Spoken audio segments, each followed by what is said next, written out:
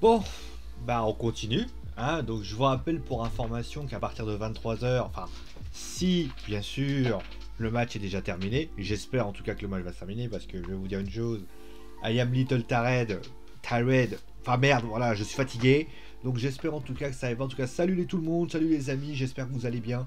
On se retrouve, et oui, pour une nouvelle vidéo, c'est WWE NXT. Et il s'est passé des choses du côté de NXT, et justement on va en parler durant cette émission. D'ailleurs, il y a une petite révélation que je vais vous faire par rapport à ce show, et finalement, eh bien ce show démontre quelque chose d'intéressant. Bon, en tout cas, ce qui est certain, c'est qu'il y avait, comme vous l'avez vu, Bronson Reed qui faisait face à Johnny Gargano, c'était pour le titre d'Amérique du Nord. D'ailleurs, la semaine prochaine, Karrion Kross fera face à Finn Balor pour le titre de NXT. Je précise pour information que Finn Balor donc ça sera sans doute le dernier revanche. D'ailleurs, il y a eu un très très beau teasing par rapport à ça. Et clairement, moi j'ai vraiment adoré le teasing. Je l'ai trouvé très prenant, très impressionnant, digne d'un bon teasing de pay-per-view. Et ça vraiment que c'était cool. Mais avant tout cela, on avait bien sûr cette semaine. Et Tony Storm faisait face à Zoe Stark. Victoire de Tony Storm. Étonnamment parlant, parce que je pensais réellement que Zoé allait réussir à gagner. Je pensais d'ailleurs que vraiment il allait avoir des interventions. Mais bon, finalement, c'est pas ce qui s'est passé. En tout cas, le match est bon. Clairement, il est bon. La prestation est plutôt une bonne chose. Il y a eu de bons bumps. Notamment, par exemple, la projection de Stark sur l'escalier de Tony Storm que j'ai trouvé assez impressionnante. Par contre, j'ai juste un gros bémol. C'est la publicité. Je veux dire, la publicité, en fait, vous êtes quand même des génies, la WWE. C'est-à-dire que vous avez mis deux pubs. Alors, je sais que c'est des pubs spécifiques. C'est des pubs un peu comme ça, je vais vous montrer. C'est genre une pub comme ça, voilà. C'est genre. Alors, attendez, je vais vous montrer ça, comme ça ça sera réglé. Attendez, hop là. Oh, attendez. Bon, je vais vous mettre. Voilà, c'est comme si vous aviez une pub. Ah, c'est pas bon. Voilà, vous aviez ça. Ah, c'est agréable, hein. C'est agréable d'avoir une pub, d'avoir un truc comme ça. Vous imaginez, voilà, je suis là hein, pour information, hein, je tiens à le signaler, je suis par là, hein, voilà, coucou, je suis là. Non, franchement, c'est de la merde. C'est de la merde, sans déconner. C'est de la merde. Et honnêtement, c'est pas du tout agréable. Quand vous faites des matchs importants, même si vous mettez une vignette sur le côté, ça n'empêchera pas que. Alors peut-être parce que je suis français et que j'ai pas cette habitude-là, peut-être que si j'avais été américain, peut-être que les choses se passent. Mais vous imaginez un match de foot où, par exemple, le gars il dit bon, allez, on va faire la pub. Bon, bah écoutez, on va faire une pub. Vous allez, on va mettre le bout du match, PG, par exemple PSG Monaco, il y a une pub, et bah tout ça. Alors ça c'est pas possible. Il faut que ça soit tout le temps ou pas du tout. Faites-le autrement, faites-le pendant les préparations, des trucs comme ça, c'est pas possible. Surtout que le match est plutôt bon, et au final les choses ne vont pas bien. Voilà. Juste après, on a eu donc alors Ted DiBiase qui est donc venu, qui est donc a coûté la victoire à Cameron Grimes, qui a faisait face donc à Jet Atlas. Franchement, alors le match en lui-même, il était intéressant. C'est du Cameron Grimes, hein, clairement Cameron que je trouve très. Par exemple, moi Cameron, je sais pas comment la WWE va le faire travailler dans le fil des années, mais je trouve que son personnage c'est vraiment de l'or en barre. Franchement, c'est un excellent comédien. Au niveau de la lutte, il se débrouille plutôt bien. Mais vous voyez, c'est terrible à dire, mais c'est un lutteur qui ne pourrait pas être dans les rosters principaux. C'est un lutteur qui, s'il venait aller dans les rosters principaux, risquerait de se faire littéralement défoncer. Parce que, on le voit, c'est un bon entertainer. Alors, il passerait pour le clown de service, mais il passerait que pour le clown de service. Et là, c'est quand même problématique. Donc voilà un garçon, il faut pas l'envoyer dans les rosters principaux.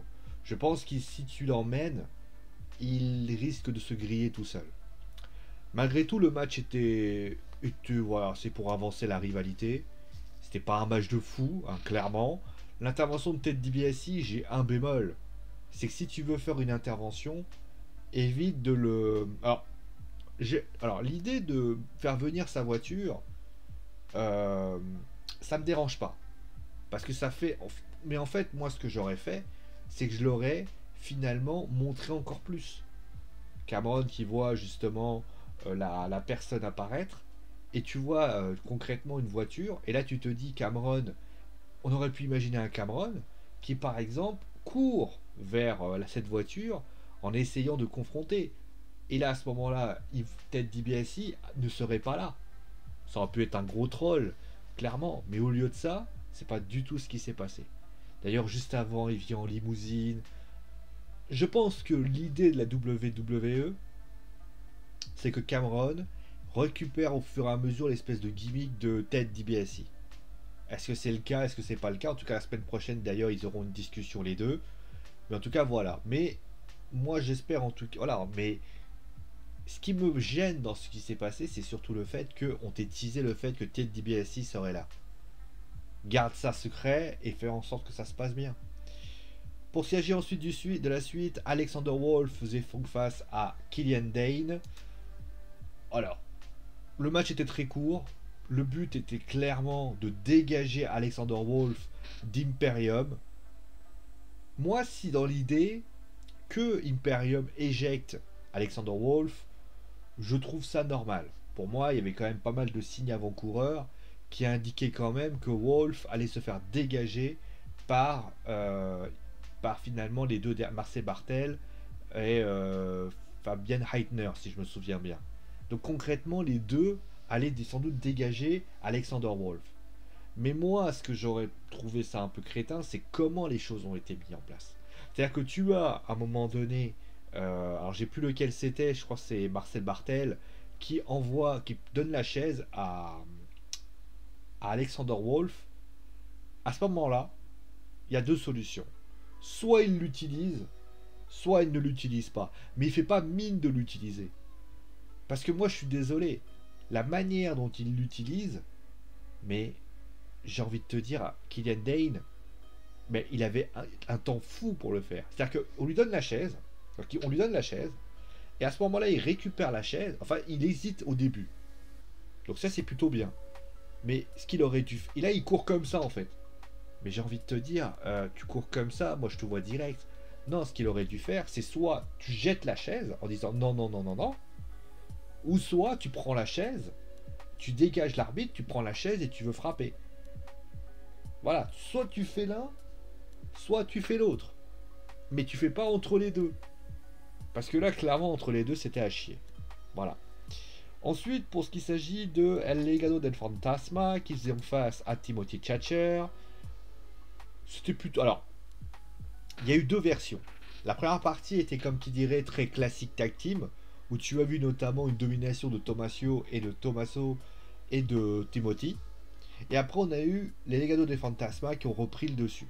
Ça a quand même duré un certain temps, mais au final, le match a finalement retrouvé ce côté agréable et dynamique que j'aime beaucoup.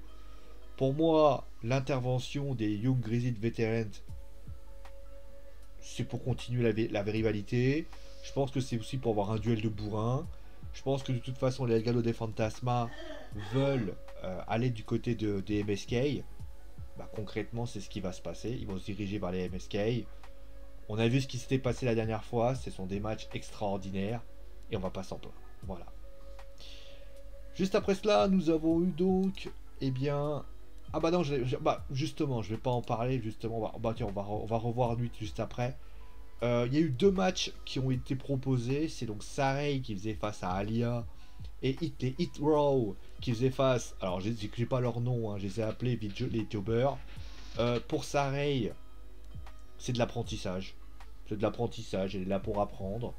Donc clairement, elle est en train de bosser, elle est en train de faire son boulot. Enfin, pas, je vais pas la juger par rapport à ça. Et pour Hit Row contre les jobbers... Alors, moi j'ai pas de problème à l'idée que tu veuilles mettre en avant les Hit Row, c'est normal.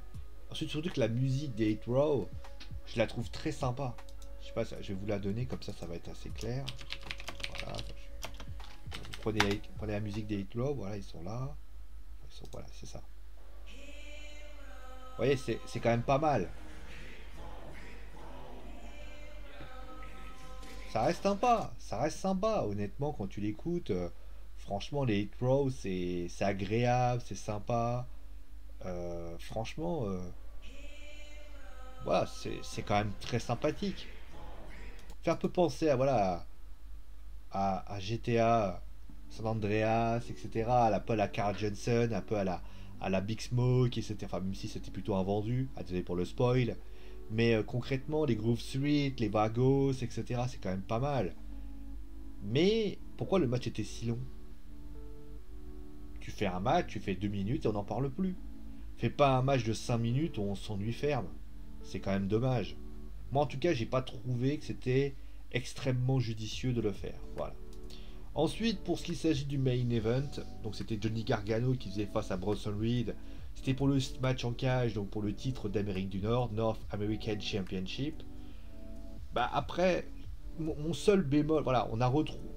C'était un match en cage, où c'était du steel cage match au début, où le début d'un, voilà, c'était du heel qui courait partout. Puis finalement, après la pub, parce qu'il y avait eu une pub encore une fois, bah j'ai envie de dire que c'était très bien. Il y a eu des très bons spots, il y a eu des très très bons moments. Alors oui, c'est pas le meilleur match en cage qu'on aura eu dans l'histoire de la WWE, mais c'est pas forcément le pire. C'était un bon. En tout cas, moi je suis content pour Bronson qui a vraiment eu beaucoup d'émotions hein, quand il a obtenu cette ceinture. On sent que c'est quelque chose qu'il a essayé désespérément de récupérer. Là, il s'est assis avec une belle ceinture dans les mains. On va voir comment les choses se passent. Parce qu'il faut quand même pas oublier que Johnny va sans doute demander une revanche. Que va devenir The Way? Parce qu'on a vu notamment aussi que Dexter Lumis, a priori, il y a des choses qui se passent avec Indy Hartwell. Pour expliquer, en fait, donc les filles étaient donc dans un spa, dans un salon de massage, pardon, dans un spa peut-être. Et il se passe que Indy a découvert que Candice en fait aurait utilisé un stratagème pour qu'elle, en fait, pour que les fleurs, on sait maintenant, enfin depuis on le savait, que Candice avait bien envoyé les fleurs à Chotzi et à Ember. Donc sur le principe, il y a ça. A priori, la semaine prochaine, Ember et Chotzi, voilà, attends, ouais c'est ça, Ember et Chotzi devraient affronter je sais plus si c'est Ember et Chotzi. Alors soit c'est Ember et Chotzi ou alors c'est Indy et Candice. Je pourrais plus vous dire laquelle des équipes c'est. Je crois que c'est Indy et Candice qui fait face donc à Ember, à Raquel et à Dakota Kai. D'ailleurs Dakota Kai donc qui s'est exprimé sur le fait de ce qui avait été dit. Je trouve ça, voilà, on verra comment ça se passe. Mais concrètement, avec l'arrivée de Dexter, justement, comment les choses vont se passer? On a vu que Dexter avait été relativement déçu de ce qui s'est passé, mais justement, voir peut-être Dexter, on va voir comment les choses se passent. Est-ce que Dexter peut pas aussi complètement vriller? Peut-être aussi une éventualité. Mais en tout cas, ce qui est certain, c'est que The Way, avec cette perte de ceinture, là, il se retrouve avec les filles en force. Austin, on ne sait pas ce qui va se passer, mais concrètement, c'est la démonstration peut-être aussi, moi si je peux me permettre, que la gimmick de Johnny, la nouvelle gimmick de Johnny, je la trouve très misesque en fait. C'est-à-dire que peut-être que Johnny, il arrive. Enfin, il a un talent fou, Johnny Gargano. C'est pas pour rien qu'on l'appelle Johnny Wrestling. Mais concrètement, je l'ai trouvé assez anecdotique par rapport à son heel turn. Candice, c'est peut-être celle qui s'en sort le mieux. Austin, il est complètement à l'ouest. Et Indy, bah, c'est celle qu'on voit un peu plus parce il y a la story avec Dexter.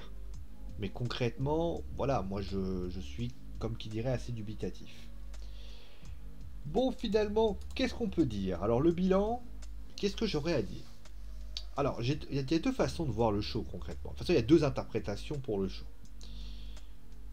Je suis certain que celui qui voulait un show complet, en tout cas à peu près complet, il va me dire, ouais, le show était bof. Ce qu'il aurait raison. Il aurait raison parce que c'est vrai que t'as que le main event, t'as que l'opener, tu as notamment le tag team. Ça aurait pu mal finir, mais franchement ça va, il se regarde.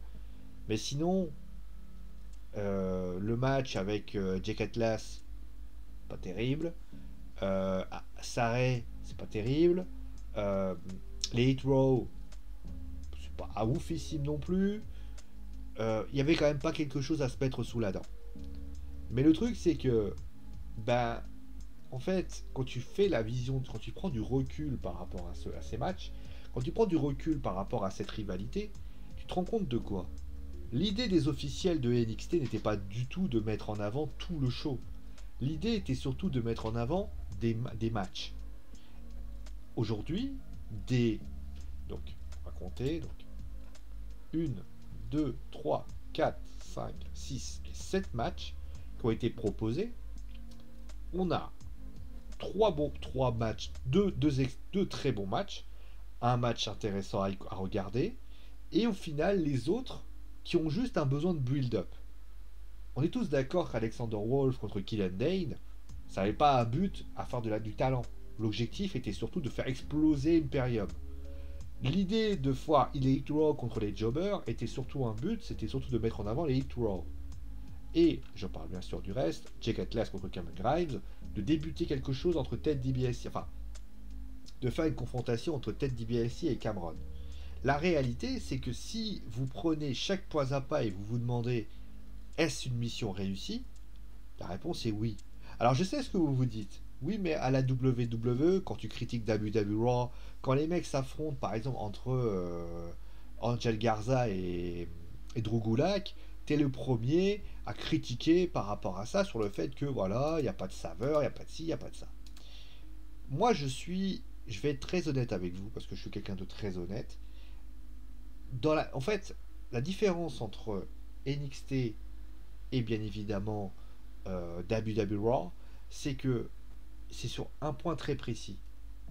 C'est que regardez bien Raw, regardez bien NXT, même si c'est vrai qu'il y a des moments où vraiment le show il fait ça, après il fait ça direct, au final ça ne dure moins longtemps. Faut juste imaginer que WWE Raw a quand même duré 2 heures où tu t'es fait chier comme jamais. Là, tu te fais pas chier au début, bon, tu prends 20 minutes où tu te fais pas chier. Après, tu as 10, 15, 20 minutes où tu te fais chier. Et puis, tu as 20 minutes où tu te fais moins chier. Et puis après, tu as 10, 15 minutes où tu te fais chier. Et finalement, le main event qui finalement clôture la situation, qui finalement donne 10, 15 minutes. Alors, je sais pas, j'exagère, j'arrondis, hein, à 20 minutes. Et cela te donne finalement un match où tu n'as pas chié. Donc, au final, tu as 3 moments. Tu as 1 heure de show où finalement, et le reste, bah t'as 20 et 20. Donc ça te fait 1 heure et demie. Donc tu te dis dans ta tête, oui, tu t'es fait chier. Bon, peut-être pendant 50 minutes, tu t'es fait chier. Dans 40 minutes, 35-40 minutes, tu t'es fait chier. Mais pendant une autre grosse partie, bah tu t'es pas fait chier. Tu t'es pas fait chier parce qu'au final, l'émission de ce qui a été proposé, le build-up était là. Alors bien évidemment qu'il faut faire. Donc ça me conforte dans l'idée que de mon point de vue, je pense que la WWE doit réduire les horaires de Raw.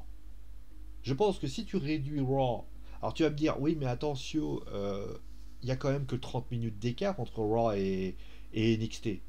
Ce qui est vrai. NXT, je crois que c'est 50-50, ce qui fait aux alentours de 50-45, je crois, ce qui fait aux alentours de 1h40, 1h30.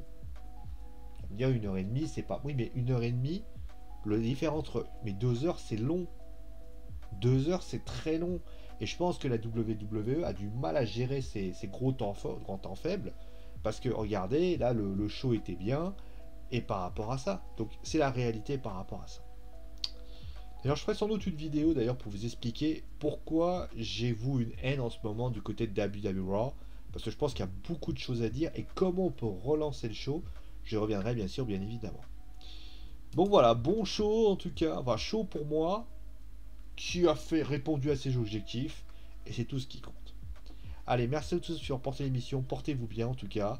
On se retrouve bien sûr très très vite pour une nouvelle émission. Demain pour AEW Dynamite. En tout cas, merci à vous tous pour apporter l'émission. Merci à vous tous d'avoir suivi l'émission, je vais y arriver. Portez-vous bien, et c'est mon animaux, parce que j'ai dit, et vive le catch.